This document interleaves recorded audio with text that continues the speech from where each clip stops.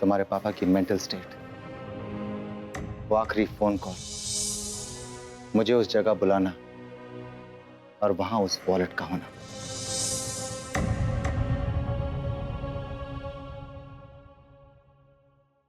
अनन्या,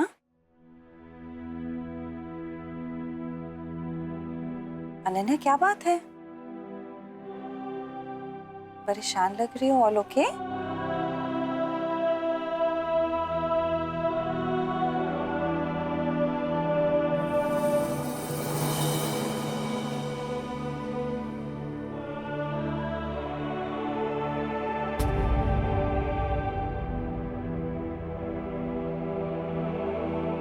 क्या है ये? नहीं पहचानती इसे।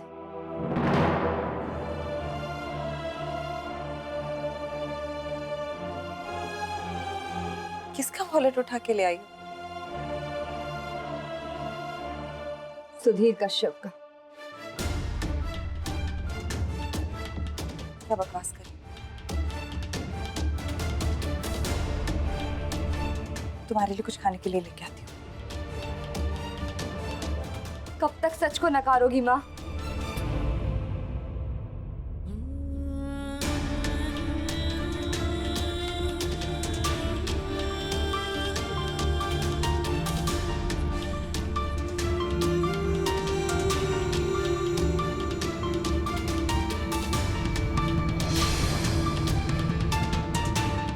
पुलिस केस बंद कर चुकी है।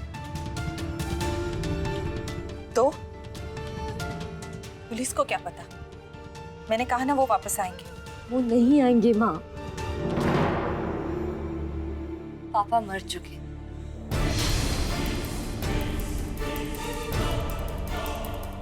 क्यों क्यों हमने 8 साल से इस सच को नहीं स्वीकारा? बोलो। चुप कर अनन्या, चुप कर। खबरदार जो तूने जो क्या?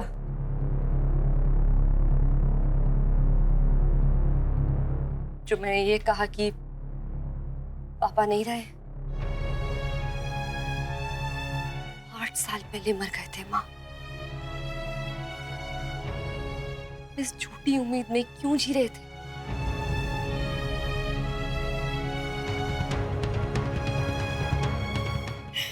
ये सच है कि वो निर्दोष थे,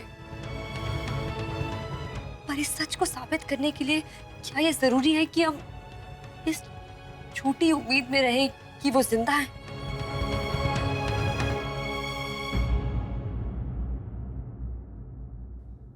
एक सच का सहारा दूसरा झूठ नहीं हो सकता माँ।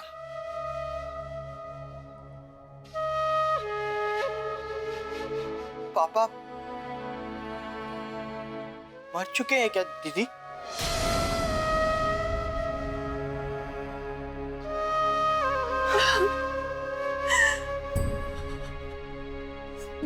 माँ, माँ,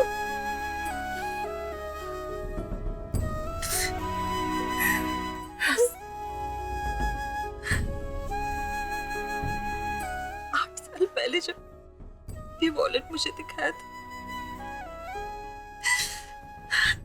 तब भी मैं सच को मानने को तैयार नहीं थी।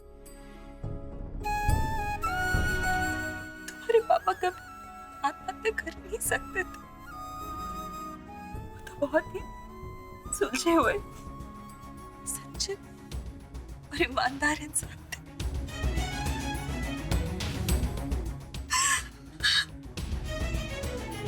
30 साल मैंने इसी इंतजार में लगा दिया कि वो शायद एक बार वो लौट आएंगे।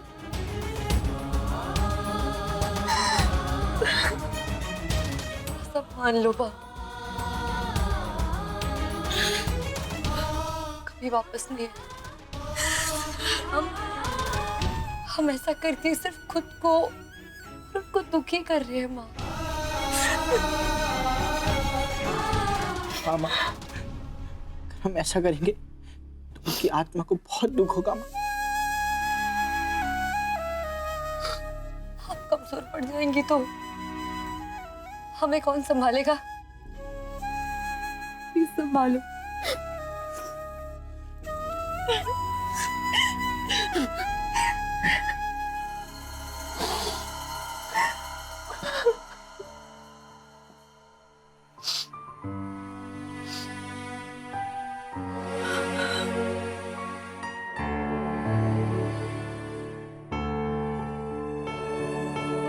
आप इतनी जल्दी हार मान जाओगे, ये मैंने नहीं सोचा था।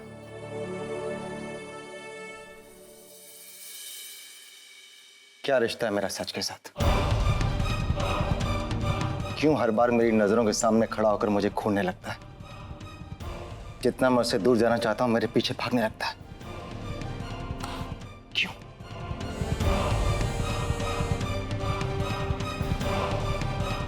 सच जानना चाहती थी वो।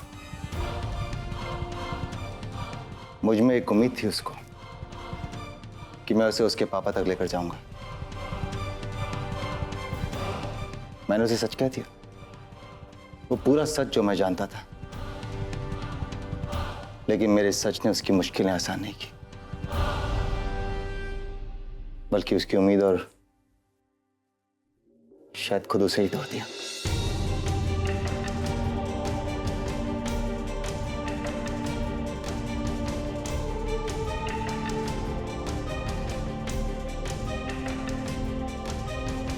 मैं नहीं जानता कि उसने मेरा विश्वास किया या नहीं, लेकिन मैं इतना जरूर जानता हूं कि वो अंदर से हिल गई थी। एक शब्द नहीं कहा उसने, लेकिन उसका रोम रोम चीख रहा था कि ऐसा नहीं हो सकता। मैं चाहता था कि वो चीखे, चिल्लाए, रोए, अपना दर्द बाहर निकाले, अपना गुबार बाहर निकाले, लेकिन उसने ऐसा नहीं किया। न जाने कितना दर्द समेट कर ले गई उस एक मिनट में, और उसी एक मिनट में मैं उसे संभालना चाहता था, उसका सहारा बनना चाहता था, उसकी ताकत बनना चाहता था, लेकिन मैंने ऐसा नहीं किया। क्यों? मुझे ऐसा क्यों लग रहा है कि इस बात का अनन्या से ज्यादा तुम पे असर हो रहा है?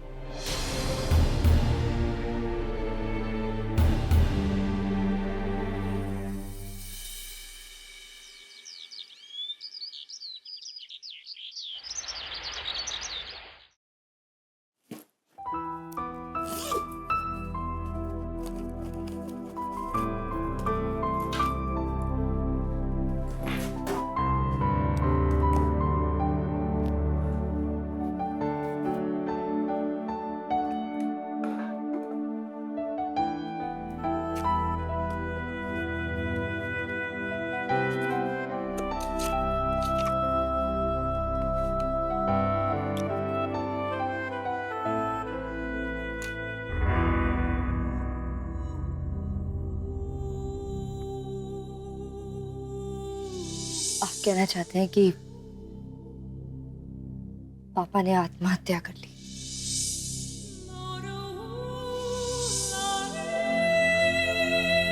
उनकी बॉडीगार्ड। मुझ में इतनी हिम्मत है कि ये मान लूं कि मेरे पापा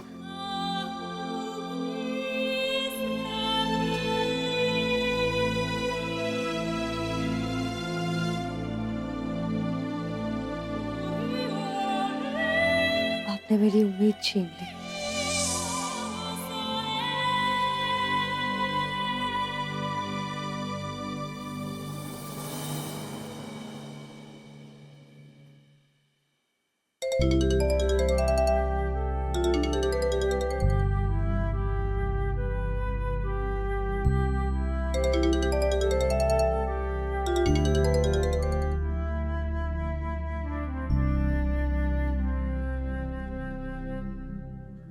हेलो। मैंने तुम्हें ये बताने के लिए फोन किया है कि अगर मेरे लिए कोई काम हो या मैं किसी काम आ सकूं तो प्लीज बोलने से हिचकिचाना मत। नहीं, thank you. It's okay.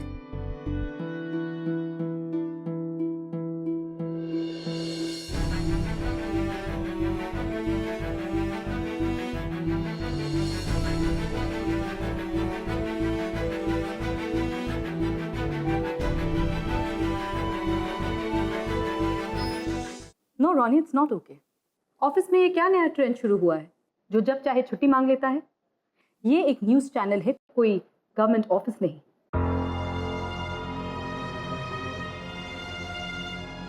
Ma'am emergency है इसलिए छुट्टी मांग रहा हूँ, वो भी सिर्फ हाफ डे की। मैम वैसे भी मैंने पूरे साल एक भी छुट्टी नहीं ली है। No half day, full day. तुम्हें जो भी काम करना है अपने वीकली ऑफ में किया करो। Plan your life. मैम आप जानती हैं कि अनन्या ने छुट्टी क्यों ली है? क्योंकि वो जानती है वो ले सकती है, कभी भी उसे कुछ नहीं कहेगा। तो इसी बात की एडवांटेज ले रही है। नहीं मैम, शायद आपको पता नहीं है कि अनन्या के फादर कई सालों से लापता थे, लेकिन उसको अभी अभी पता चला है कि he is no more. Ma'am इस वक्त मैं उसके साथ होना चाहता हूँ, उसकी फैमिली के साथ होना चाहता हूँ। मैम अगर मैं चाहता तो आपको कोई भी बहाना मार सकता था ना, कहीं से भी मेडिकल सर्टिफिकेट लाके दिखा सकता था, लेकिन मैंने ऐसे नहीं किया क्योंकि मुझे लगता था कि जिस ऑर्गेनाइजेशन को मैंने अपना 100% दिया है वो ऑर्गेनाइजेशन मेरी रिस्पेक्ट करती है, लेकिन ऐसा नहीं है। इसलिए मैं अपना रेजिग्नेशन दे रहा हूं।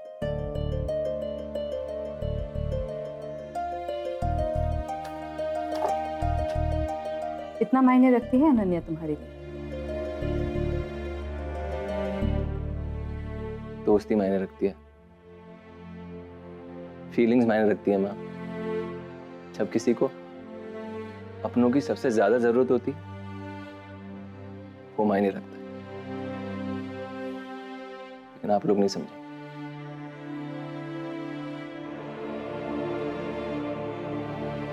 रॉनी रुको, तुम जा सकते हो लेकिन लंच के बाद।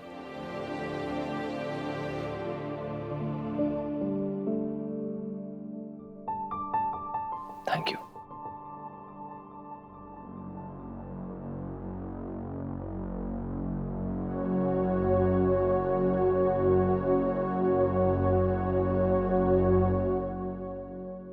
सर लंच लाऊं आपका? नहीं, मुझे कुछ नहीं चाहिए, मैं बाहर जा रहा हूँ। तो लंच पे बाहर चले?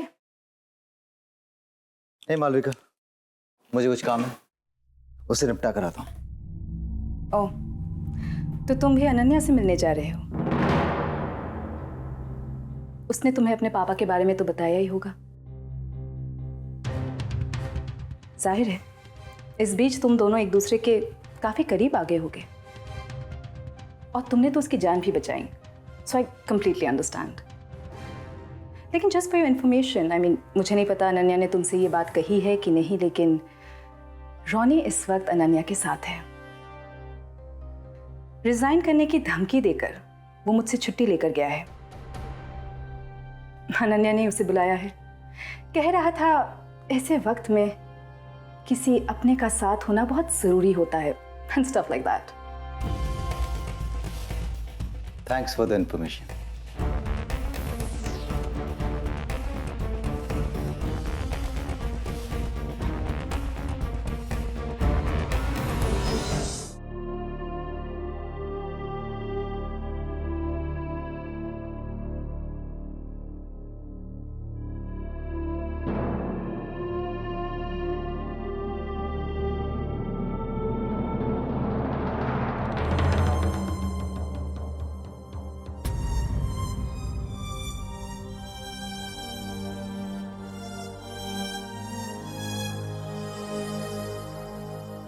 रोने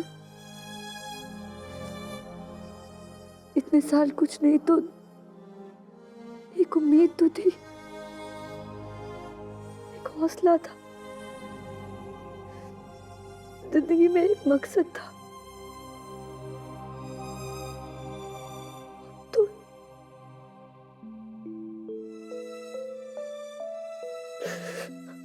कुछ नहीं है।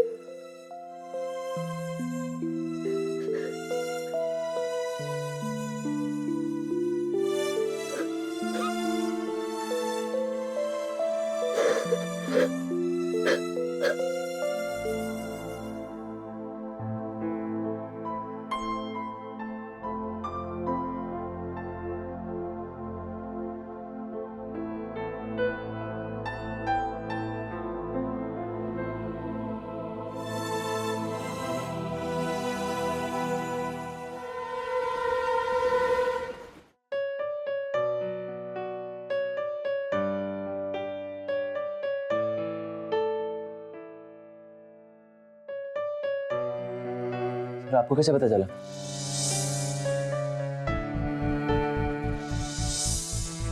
Ananya, who is Ananya? And on the other hand, इन्हें मेरी ब्रेसलेट याद है। यस,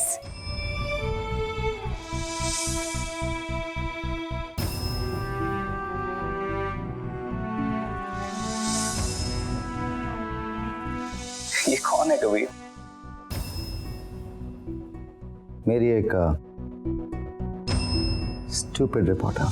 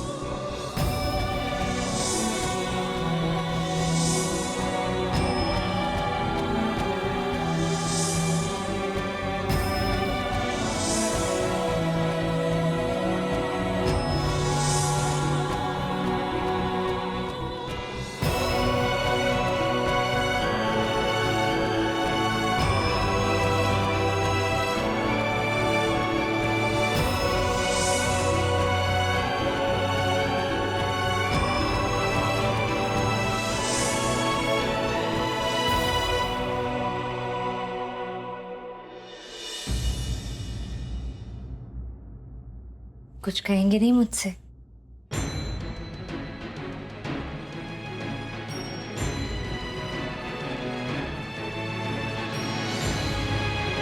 कुछ नहीं कहना मुझे, कुछ भी नहीं।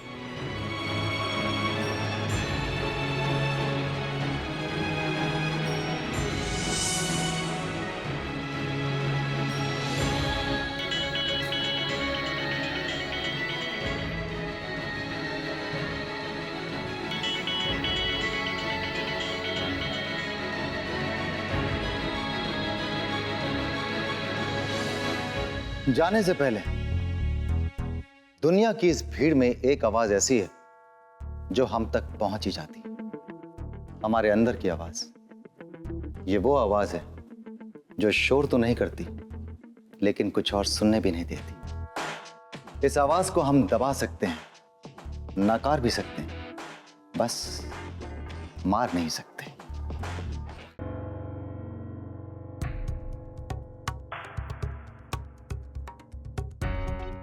पता नहीं क्या शौक है कबीर को ये खेल खेलने का। बचपन में छुपा छुपी नहीं खेलने दी होगी उसे, उसी का बदला ले रहा है। But he doesn't understand, I'm not his dad. Just relax करो खालिद, कबीर आ जाएगा। I know, वो तो मुझे भी मालूम। सवाल ये है कब? 9 बजे के बाद? मैं ये टेंशन झेलने के लिए यहाँ नहीं बैठा हूँ। उसकी मनमानियां झेल लेता हूँ क्योंकि वो हमारे लिए नंबर्स लाता है, रेटिंग्स, पर हर चीज की हद होती है। ये उसकी ये हरकतें बर्दाश्त करने के लिए मैं यहाँ पे नहीं हूँ। तो तुम मुझ पर क्यों चिल्ला रहे हो? जाकर उसे सुनाओ ना, अगर हिम्मत है तो। अब रुको 1 मिनट।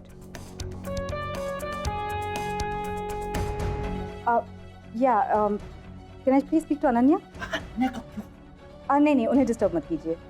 मैं उनके ऑफिस से बोल रही हूँ। मुझे बस ये जानना था कि क्या कबीर है वहाँ पे? Okay, thanks. अब कबीर अनन्या के यहाँ क्या कर रहा होगा, बताइए मुझे। खाली ऑफिस में क्या चल रहा है इसकी जानकारी तुम्हें भी होनी चाहिए। 9 बजे में 5 मिनट तक अगर कबीर वापस नहीं आया तो 9 बजे की न्यूज़ में हेडलाइंस ग्राफिक्स के साथ एयर होगी। But why?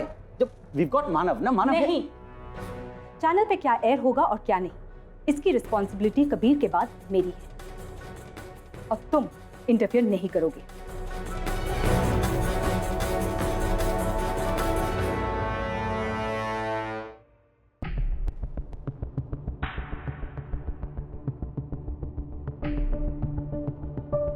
इवनिंग गर्ल्स, क्या बात है ऑफिस में इतना सन्नाटा क्यों है आज? सर, कभी सर लापता है। रियली? फिर से? पता नहीं, 9 बजने वाले हैं और वो फोन नहीं उठा रहे हैं। हाँ, कंधा देने में मशरूफ होंगे ना हमारे हीरो। बाप को तो दे नहीं सके, बेटी को ही सही। Anyways, let's you guys.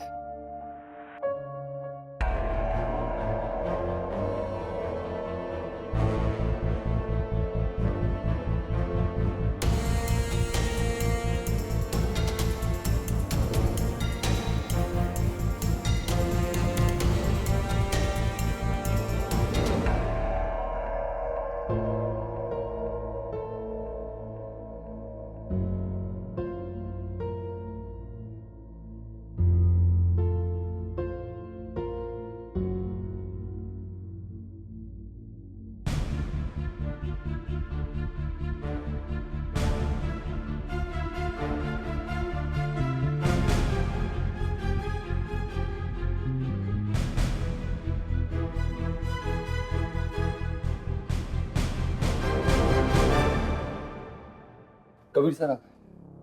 Okay, thanks Ronnie. Okay ma'am. ऐसे इमरजेंसी घर में हो या ऑफिस में, इमरजेंसी तो इमरजेंसी होती है, लेकिन अगर आप मुझे पहले इन्फॉर्म कर देते कि कबीर सर गायब हो गए हैं तो मैं जल्दी आया था।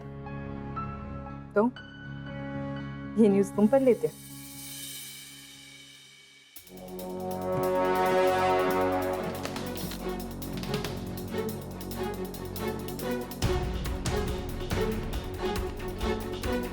कोई मुझे कॉफी पिला दो प्लीज, ब्लैक कॉफी स्ट्रॉन्ग। कभी पी के आएगी?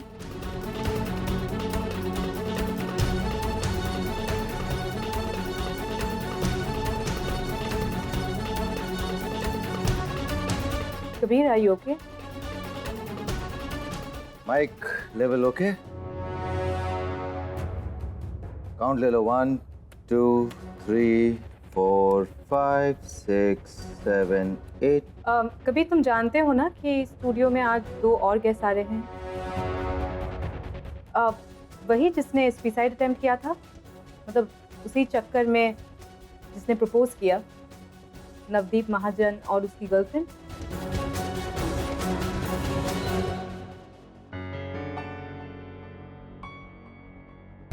Welcome guys. Kabir, take your chairs. तो आप ये हो? जी। जिनके लिए महाशय ये हमारा चढ़ गया था? Sir ready in 5 4 3 2 1।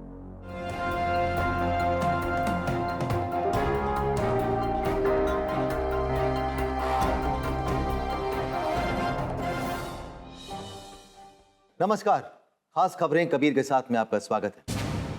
देश की राजधानी में केंद्र सरकार और राज्य सरकार के बीच खींचातानी बरकरार है। दोनों पार्टियों के बीच आरोप प्रत्यारोप के दौर के चलते क्या यह संभव है कि हम किसी नतीजे पर पहुंचेंगे? क्या आने वाले दिनों में यह संभव होगा? और क्या कोई कड़ी नीति ही अपनाना एकमात्र उपाय होगा कि जहां राजधानी को एक बहुत ही प्रोफेशनल ढंग से, बहुत ही प्रैक्टिकल ढंग से देखा जाए, और जिस तरह स्पेशल इकोनॉमिक जोन्स जो जन आबादी से हटकर पूरी सुविधाओं के साथ सिर्फ और सिर्फ अपने खास मकसद के लिए स्थापित किए जाते हैं, उसी तरह राजधानी को भी जन आबादी के शहर से बाहर एक स्पेशल जोन की तरह स्थापित किया जाए, जहां सिर्फ और सिर्फ सरकारी तंत्र का ही काम है। हमारे विशेषज्ञों के लिए यह एक सोचने का काम है। सरकारी तंत्र के रूखेपन से हटकर आइए मिलते हैं हमारे आज के मेहमानों से, जो इस देश के युवा हैं। और हम सब जानते हैं कि इस देश के युवा के कंधों पर हमारे आने वाले कल का भार टिका है। हम उनसे चर्चा करेंगे एक ऐसे जज्बात की जो अक्सर नवयुवकों को राह से भटका देता है। ये वो जज्बा है जो इंसान की मूल जरूरत है, वो जज्बा जो इंसानियत को बांधे रखता है। आइए मिलते हैं नवदीप महाजन और ज्योति शर्मा से। नवदीप से हम कुछ दिन पहले मिले थे जब इन्होंने एक बड़े ही रोमांचक ढंग से अपना रोमांस ज्योति के प्रति दर्शित किया था, अपने मन की बात कही थी, अपने दिल का हाल बताया था। आपको याद होगा, पश्चिम विहार की एक लंबी इमारत के टेरेस पे खड़े होकर नवदीप ने अपने प्यार का इजहार किया। तो Navdeep, welcome to the show. लड़की तो मान गई, क्या ये एक्सपेक्ट किया था? बिल्कुल नहीं सर, उस दिन मैं प्यार पाने के मकसद से आया नहीं था। प्यार पर से मेरा भरोसा उठ चुका था। तभी आपकी चैनल की रिपोर्टर मिस अनन्या कश्यप, उनका मुझ पर एहसान है। अगर वो नहीं होती तो मैं आपके सामने लाइव यहाँ पे बैठा नहीं होता। अनन्या जी के कहने पर ही मैंने अपने दिल की बात कही और आपने सुन ली। जी। ज्योति जी, कहना पड़ेगा, बहुत हिम्मत है आप में। Thank you sir. सर, मैं नहीं कहती कि प्यार करने में या बॉयफ्रेंड बनाने में कोई रिस्क नहीं होता, लेकिन रिस्क तो आजकल हर बात में होता है। कल सपोज मेरे मॉम डैड मेरी शादी बड़ी धूमधाम से जात बिरादरी वाले लड़के से कर देते हैं एंड परसों बूम, पटाखे की तरह मैं जल बुझ जाती हूँ। सर, आजकल तो किसी चीज की कोई गारंटी नहीं। तो क्या प्यार का इजहार करना ही प्यार होता है अनन्या?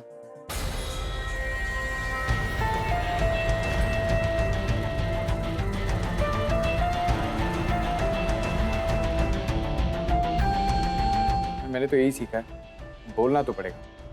वरना पता कैसे चलेगा सर? तो बोलना तो पड़ेगा, वरना पता कैसे चलेगा। लेकिन क्या बोलना काफी है? जुबान से निकले शब्द, कमान से निकला तीर, दिल से निकली दुआ कभी वापस नहीं आते। प्यार एक जिम्मेदारी, और जिम्मेदारी निभाई जाती है। हम अपने मेहमानों को एक खुशहाल जीवन की शुभकामनाओं के साथ विदा करते हैं, और मैं कबीर शर्मा अपने दर्शकों से इजाजत लेता हूं, लेकिन इस वादे के साथ कि कल फिर मिलेंगे। जिंदाबाद।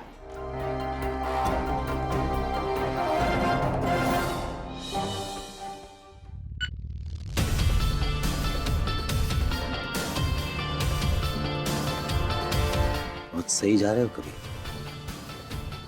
जबान लड़खड़ाने लगी या दिल बहकने लगा है तुम्हारा? Ridiculous.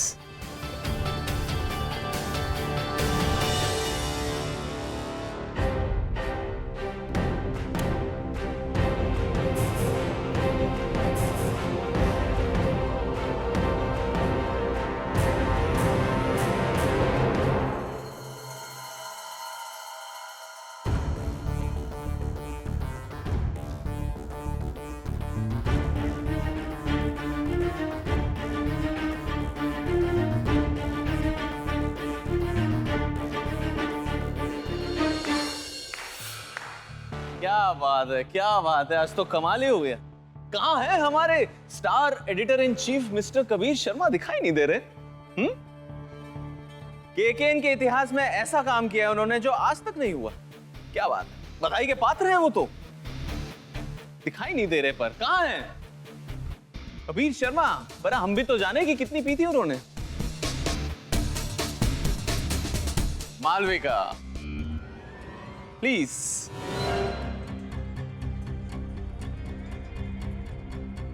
तुमको तो पता होगा ये कितने पेग का कमाल है। क्या? क्या तुमने देखा नहीं कबीर शर्मा पीकर न्यूज पढ़ रहे थे? नहीं, तुम ये दिखाना चाह रही हो कि तुमने देखा नहीं, या तुम्हें दिखा ही नहीं, या शायद तुम पहचान ही नहीं पाई। Is it? यानी खालिद से पूछते हैं। खालिद, खालिद सर। खालिद सर तो कब के चले गए? चले गए? जी सर। अच्छा, देख कर गए या अनदेखा करके गए? माना फिलहाल तो तुम पिए हुए लग रहे हो। रियली? ठीक है, बाकियों से पूछ लेते हैं। क्यों रिचा, तुमने तो देखा था ना कबीर शर्मा पिए हुए थे? No sir. नो? त्रिशा, तुमने तो देखा था? नहीं सर, मुझे नहीं पता। मैं तो बिजी थी फोन पे और मुझे मेरा बैग भी नहीं मिल रहा है सर। मैं निकल रही हूँ। ओके ओके, तो मुझे लगता है कि मेरी शायद नजर कमजोर होगी, है ना? क्यों रोनी, तुमने भी नहीं देखा? सर कबीर सर ने तो ठीक ठाक न्यूज़ पढ़ी थी, और वैसे भी मैं ज़्यादा पीता नहीं हूँ तो मुझे ज़्यादा नॉलेज नहीं है इस बारे में। Oh really? वैसे भी तुम क्या पहचानोगे किसी? एक काम करते हैं, जब तुम में से किसी ने कुछ देखा ही नहीं तो सुना क्या खाक होगा? मैं सुनाता हूं तुमको। अभी पता चल जाएगा कि कबीर शर्मा होश में था या नहीं, क्योंकि इंटरव्यू के दौरान जीभ भी तो लड़खड़ाई। ने ज्योति को अनन्या कह के बुलाया था। It's all recorded, don't worry, you know. अभी प्लेबैक करेंगे, दूध का दूध पानी का पानी हो जाएगा। कम रोनी, प्लेबैक।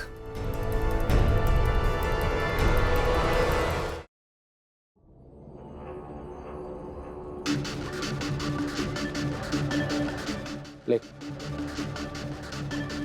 तो बोलना तो पड़ेगा, वरना पता कैसे चलेगा? एक सेकेंड, रिवाइंड, स्टॉप, प्ले। बिरादरी वाले से करा देते हैं बड़ी धूमधाम से।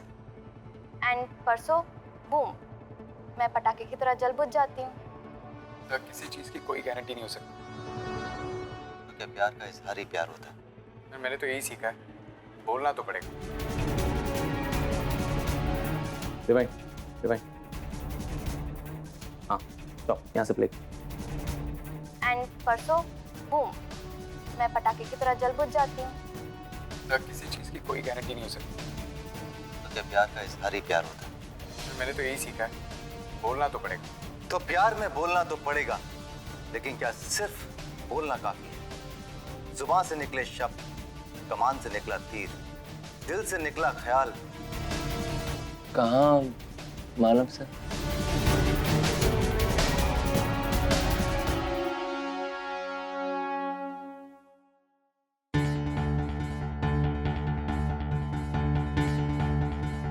तुम लोग क्या तमाशा देख रहे हो?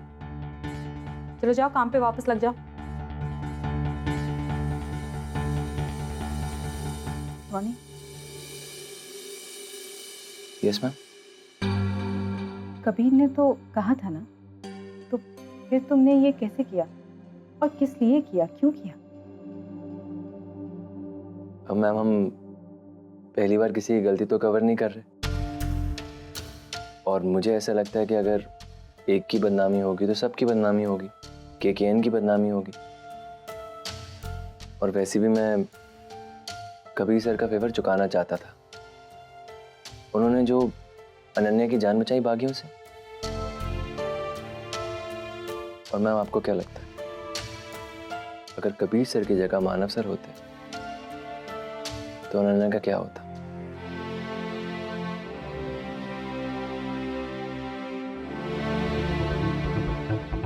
कितना इंटरेस्टिंग खेल चल रहा है केकेएन में। इसका नतीजा तो देखना पड़ेगा।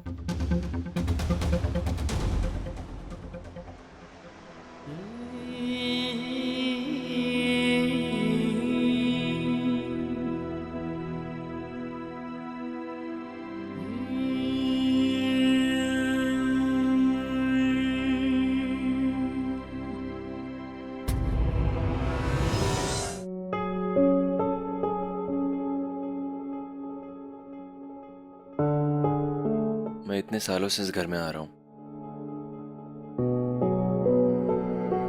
और मैंने हमेशा आप लोगों को बहुत खुश देखा है। यही खुशी, पॉजिटिविटी मुझे मिली है इस घर से। और जब अंकल यहाँ होते होंगे ना, तो यही माहौल होता होगा।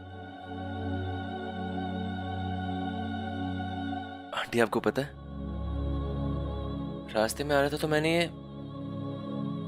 ये लैंटर्न देखा। पता है आंटी लोग क्या कहते हैं जब ये लैंटर्न को हम जला के आसमान में छोड़ते हैं तो हमारी दुआएं अपनों तक पहुंचती हैं। इन्हीं दुआओं से हम अपने गम, अपनी परेशानियां सब भूल जाते हैं।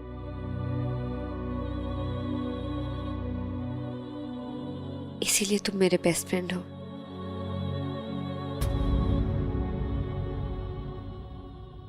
मैं समझ गई। जब हमने इतने साल अफसोस नहीं किया, पापा को जिंदा रखा, उन्हें महसूस किया, तो हम आज दुखी क्यों हैं?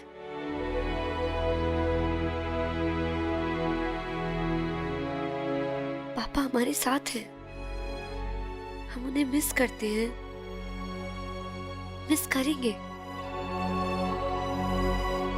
पर हम इस तरह दुखी तो नहीं हो सकते ना। मुझे ना लगता है कि वो जहां भी है ना, हमें देख रहे हैं। हमें उन तक ये मैसेज पहुंचाना चाहिए कि हम उन्हें अपने करीब महसूस करते हैं, कि हम ठीक हैं, खुश हैं।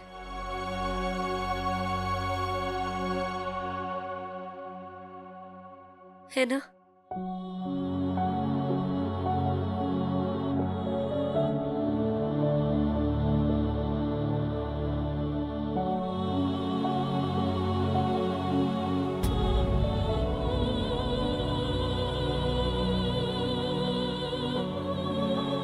Thank you.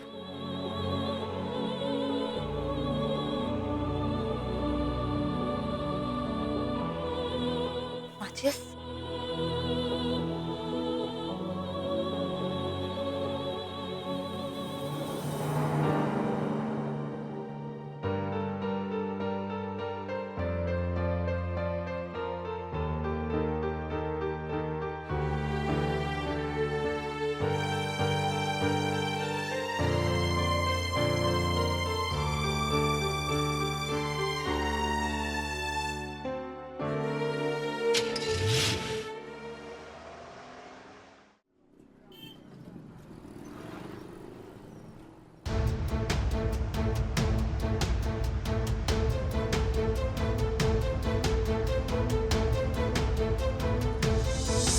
आपको पता है सर कि अगर अनन्या को कुछ हो जाता ना, तो मेरी हालत उस लड़के से भी बदतर हो जाती। मुझे नहीं पता अनन्या ने तुमसे ये बात कही है कि नहीं, लेकिन रोनी इस वक्त अनन्या के साथ है।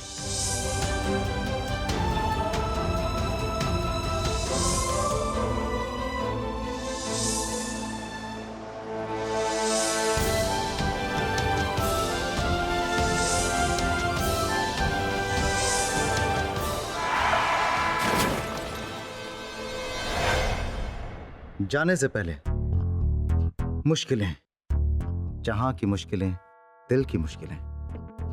मुश्किलों से वास्ता किसका नहीं पड़ता है, लेकिन क्या मुश्किलों से भागने से मुश्किलें आसान हो जाती हैं? क्या मुश्किलों से मुंह मोड़ लेने से मुश्किलें कम हो जाती हैं? क्या मुश्किलों में हारने से मुश्किलें खत्म हो जाती हैं? मुश्किलों का हल मुश्किलों से मिलकर ही मिलता है। आजमा के देख लीजिए।